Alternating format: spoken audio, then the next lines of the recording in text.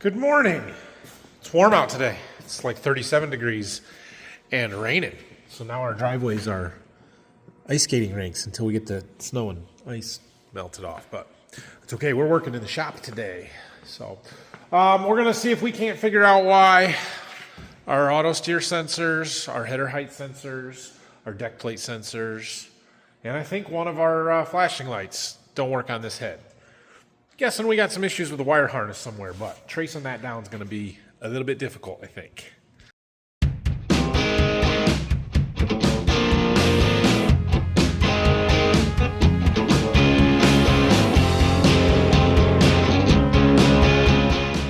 Thought I'd start by just going through the computer to see if we can get any readings and sensors and see if there's any diagnostic data that I can find. It detected the RoSense sensors, so that's good. Oh, let's see here. If I go into menu, header, deck plate sensors definitely don't work. Yeah, I'm not going to be able to move it. I don't have the hydraulics on. Calibrations and procedures. Header.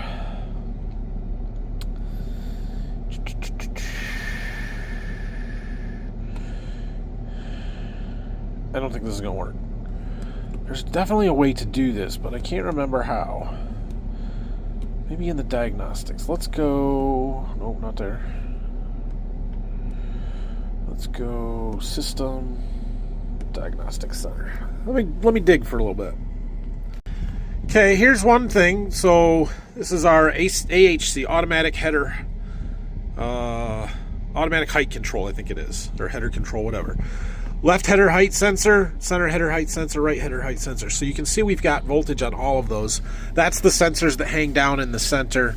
I need somebody to help to kind of move them and see if those voltages change. Then we can kind of get an idea of whether or not those readings seem to be somewhat accurate. So that's a start. And then we need to find the ones for the auto track row feelers.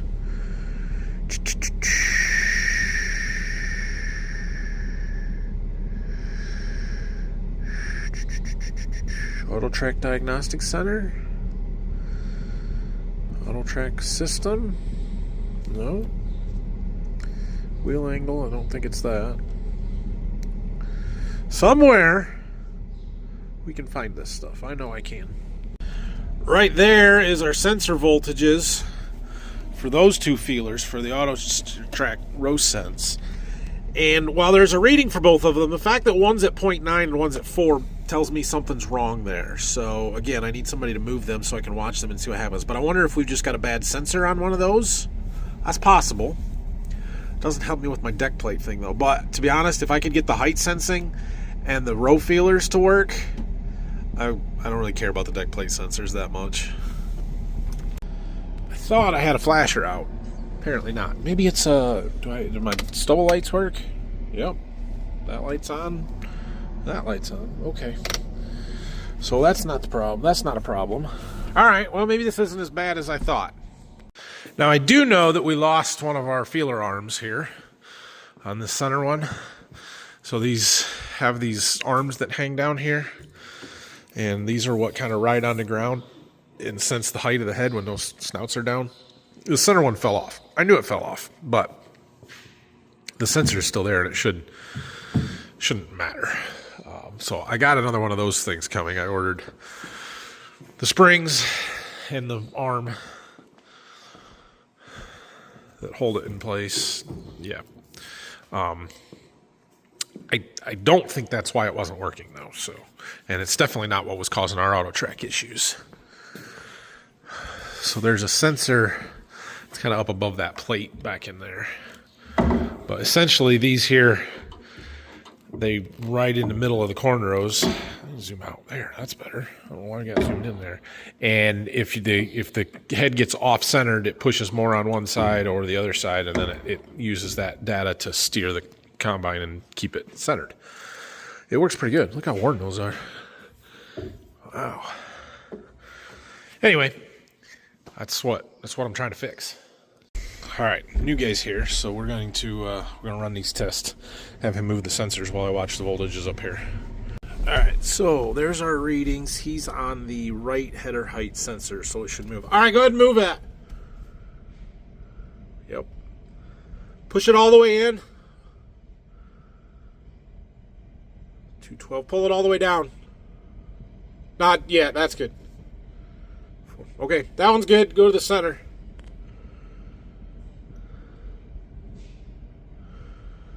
.96, 4.57. Yep, that one's good. All the way. No, go to the end ones. 2.03, and the other way. 4.61. Okay. Well, those may just need to be recalibrated. We got to get that feeler on the end and the middle one there, and hopefully those are okay. But the sensors are reading, so our wiring harness is fine. All right, now let's go to the auto track menu, applications, auto track, exit that, settings, row sense, status and settings. All right, do these row sensor ones. Nope, one at a time. 3.9, let it out. 0.9, do the other side. It's like they're backwards. Are they supposed to be backwards like that? Let go. Let go. Calibrate procedure. Let's try this. In order to perform, machine is level, no material being processed, header raised, machine is parked, and sensors are installed. We have those. Sensor calibration successful. Do them again. Go back. That one.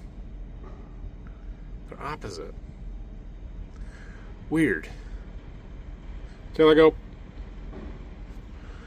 Well, they seem to be working just fine. Alright. So why wasn't it working in the field?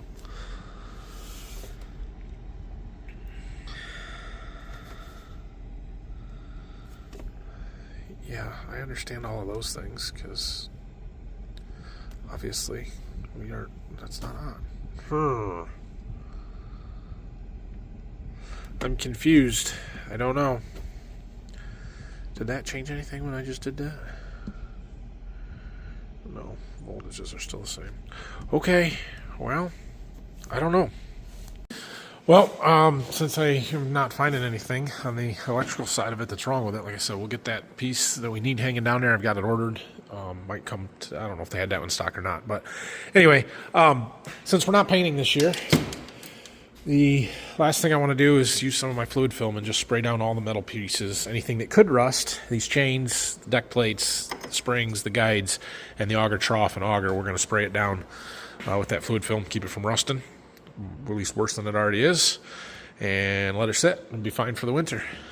Oh, while he finishes up spraying that fluid film on there, I'm going to get our header cart. It's over there by the propane tank. I'll try and use the forklift. Driveways might be a little too slippery for that, though. It's still working on cutting up his logs. Do sawdust cleanup mode now.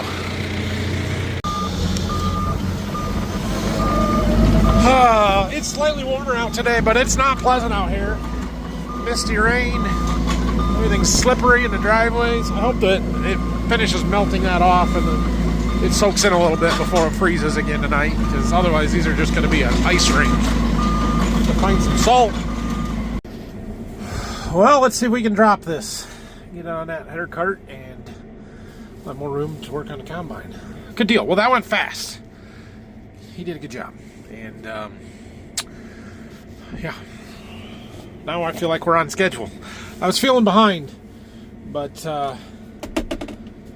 taking 2 days to do a corn head instead of 2 weeks to do a corn head, yeah, picked us back up, getting back to where we were last year. Okay, now let's see if I can get enough traction with the forklift here to be able to move this thing. I'm going to try and back this in the fertilizer barn. I think there's enough of a room between the spreader and the field cultivator we can get it in there. I don't know that, but we're going to try. That's just a temporary thing. It is going to end up probably down to Berkey in the barn down there, but we'll wait till the roads are halfway decent and pull it down there. There's a little room there. At least get it partially under the cover. that ought to work. Ooh, it's close. It's got a couple piles of boards back here. All right, good deal. Good deal. All right, well, we have spent the rest of the morning here picking dirt out on the combine, sort of, dry, just trying to get all the heavy stuff off the best we can. It's amazing how much packs into these pulleys. And we're going to start cleaning up the floor here. And then this afternoon, just use the power washer on low pressure. Start rinsing stuff down, trying to get as much dirt as possible off. This is a process. It's going to take a while. Well, we got a full wheelbarrow load of crap that we swept up off the floor. I'll pull this back ahead and let him get started washing. All just kind of low pressure rinse down today. Nothing's going to end up clean, but it's going to end up cleaner. She's going to take some time, but we'll just start rinsing like that. And once the dirt makes it to the floor, it can't go back on the combine, so it's going to take a while to get it good, but gotta start somewhere. My camera cable came for that grain cart, so that's good. Look at this. Just takes a little time. Getting her cleaned up real nice under here. Not clean, but a lot better than it was. Spraying me in the splash zone there. Cool. Well, we'll keep working our way around. He's still cleaning up there. We did some on the front here, and I got this shield that goes over the top of the feeder house and the front of the combine off here. So now we can get in there and clean a little bit better. But I was looking at these paddles on our feed accelerator. So that spins in there like that, right? And it's driven off of this pulley out here. That's the belt that we're trying to replace. I don't see any of them that are bent or any real problems. However, these teeth are rounded off pretty bad. This front edge, they used to be square. The backside's not real square either, so I think we'll probably end up buying new teeth and replacing all of those. I want to have him get in here and clean up this a little bit better too, because I am suspicious that there's a bearing out somewhere. Maybe it's in there. I don't know. We had a little bit of a noise in the feeder house when we were finishing up harvest, and it definitely turned on and off with the feeder house, which the feed accelerator runs all the time that the separator's engaged. Everything from here forward is only when you engage the header. And so I know it's in here somewhere, but I don't know where. And we're just going to check everything out and see if we can find anything, see if there's a bearing anywhere that looks like it's getting loose or wiggling or wobbly or what. It could be up there. It could be down here. It could be one of these drives on the side. I don't know, but we're going to check it out. Got the drive chain taken off of there, so now we can roll this feeder house chain. And eventually there's a whole bunch of dirt that comes with that. Especially as you're washing stuff, it helps to be able to get stuff come out.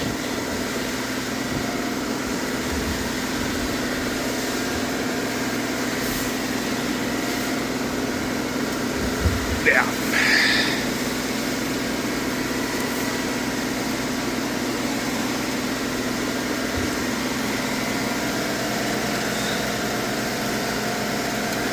But it appears our drain is getting plugged up. We're starting to get a pond. So we might have to back the combine off and get the backhoe in here and dig out our basin. We've got a settling basin in there that keeps the dirt from getting in the actual drain, the tile and stuff. But every now and then we've got to clean it out. Especially when you do a combine and you put a bunch of dirt into it. Alright, well, we got that dug out. I'm going to go dump this out in the field.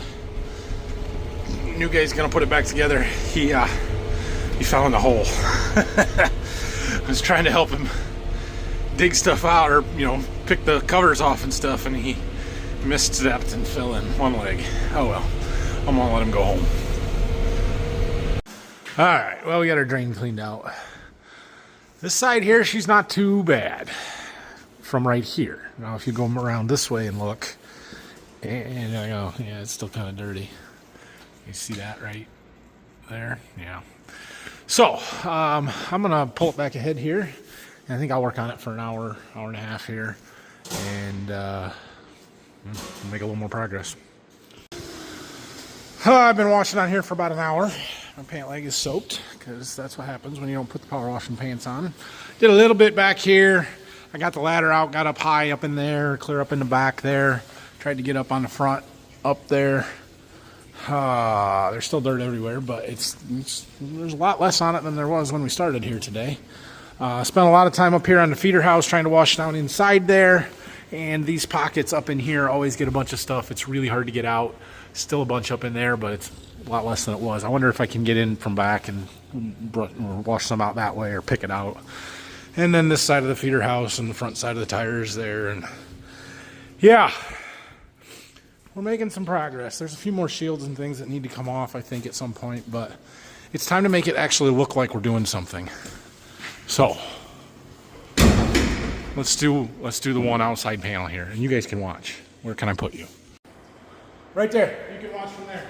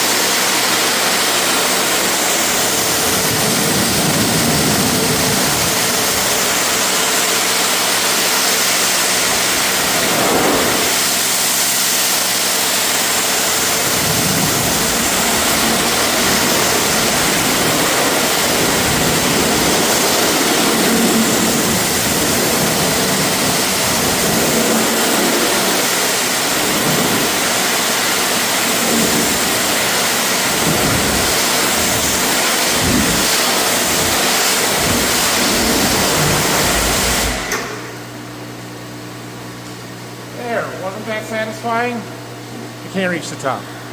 Well, this side's still plenty dirty. Anyway, I'm going to go home here pretty quick. So I think tomorrow we'll pull that shield. I need to pull the battery box door. We might pull this one off. Should do that so we can get in there a little bit better. We'll see. Might take that long one off of there as well, and that screened one where the toolbox goes. I also think I want to pull the sieve chaffer out in the morning so we can clean up inside a little bit better. They're sort of dirty, and we usually take those out to be able to clean everything inside of there, make sure that the sieve and chaffer are in good shape, and we don't need to replace any of the fins and any of that kind of stuff. And we'll keep washing and get this side of it done here. So we're making progress. I'm feeling better getting that corn head done and out of here, because now I feel like we're ahead of where we were last year. Because that corn head was in here till right up to Christmas almost, and then the combine was, I don't know, first week in January before we got the combine out. And if we stay on this pace, we should be done with the combine before Christmas. So that's a good thing. But just depends on how much maintenance we've got to do. I was thinking we were going to have to pull the feeder house off. Looking at this now and seeing how much access we've got to be able to get into this feed accelerator, I don't think we need to do that, but I am going to buy a set of those wear strips, and we can just kind of lay on here, and there's bolts that go through, and then you got to put a wrench or a socket on through these in the back here to be able to get into them and change them. So yeah, we'll get everything cleaned up first, and then we'll worry about working on it a little bit more. So thanks for watching today. If you have any questions or comments, leave them down below, and make sure you're subscribed to the channel, like the video, all that kind of stuff. We're getting there. I know these aren't the most exciting, boring shop work videos, but that's what we do in the winter. So it's a little bit different, a little different pace for me. I'm glad we got a new guy here. He does have a name. he might. We'll see. We're just gonna see how things go here for right now, but we're not gonna push the camera in his face until we get a little more established. See how things go. So, but he doesn't seem to mind it doing this, and he certainly doesn't sit around. He's always trying to find something to do. And like I grabbed the power washer today to do a little bit, and he's like, "Well, let me do that, or what do you want me to do?" And just take a break, man. It's okay. We're good. So that's a good thing. Yeah. We'll see you guys tomorrow. I do have a seed truck coming tomorrow, so I'm going to deal with that.